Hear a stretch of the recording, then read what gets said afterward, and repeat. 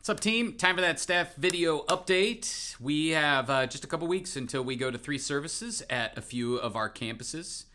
And so hopefully you take a little bit of time to just keep doing the faithful things we need to do now, as we heard in the summit. Consistency over time makes big results. So good leadership is boring. And so what are the boring things we need to do today to make sure that we're bringing the energy and we have our teams prepared for that? So speaking of the summit, we've included in the exec summary your survey results. That'll be fun for me to compare to the kind of the national trend. We'll hear a little bit of that tomorrow, although they don't release all of the rankings the way that they used to.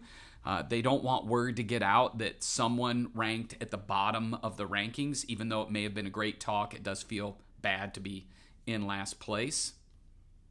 But I think you know which talk is going to struggle to resonate. I feel so bad for Erica. But if you would take a second to review that, what you're going to see is the overall Net Promoter Score. It was interesting. Net Promoter Score was good. That's about where the summit was at. So some people loved it. Some people were like, eh.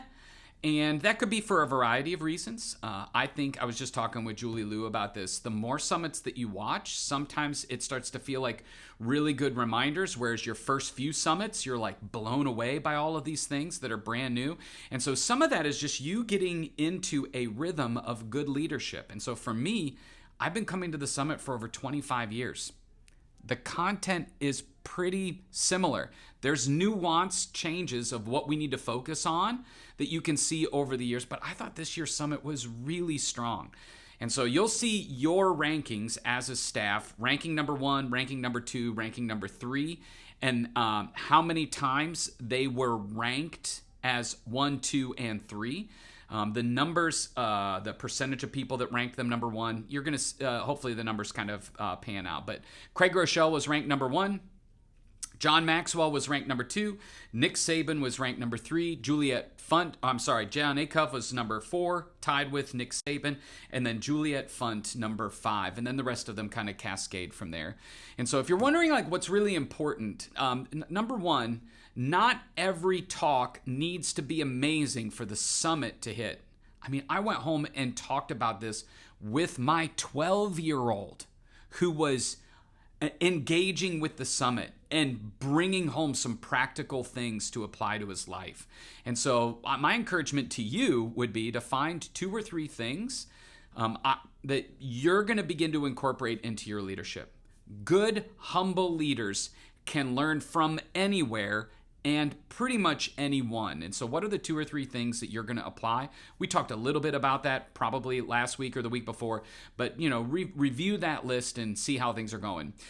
A couple of things that are coming up that I don't want you to miss heading into the weekend is make sure that you're talking about launch. We are going to be celebrating or kicking off our launch of our ministry season a week from tomorrow for you if you're watching this on Wednesday. So a week from Thursday, the Thursday after this upcoming one. Okay, I'll get it out eventually. So make sure that that's a part of your huddle conversations this weekend and that you're encouraging people to sign up for that. And I also wanted to give you a little sneak peek of what we're going to be talking about in September. Your excitement and your vision around this will help build some anticipation from the people that, they're the vision carriers for us. The series is called Don't Get Screwed because nobody wants to feel like they're being taken advantage of or in a really difficult situation, whether at home or at work. And so week 1, we're going to be talking about how to deal with people who are overly critical or judgmental.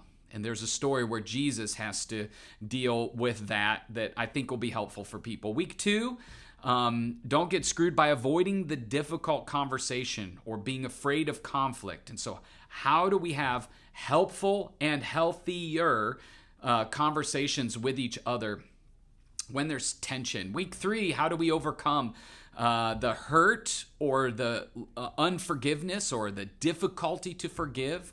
how do we move past that in our life? And then week 4 is how do we contribute equally in relationships? How should we view that so that one person isn't taking complete advantage of another? And I think those are some of the areas that people have identified with me of ways that they feel like they're experiencing tension in their relationship.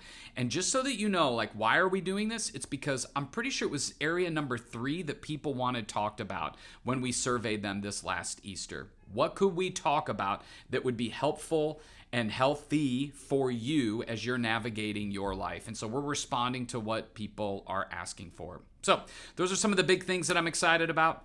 And we've got a full fall slate ahead of us. 30-year after that, Halloween weekend at the movies, Savannah Bananas the first week of December into Christmas. So lots to look forward to.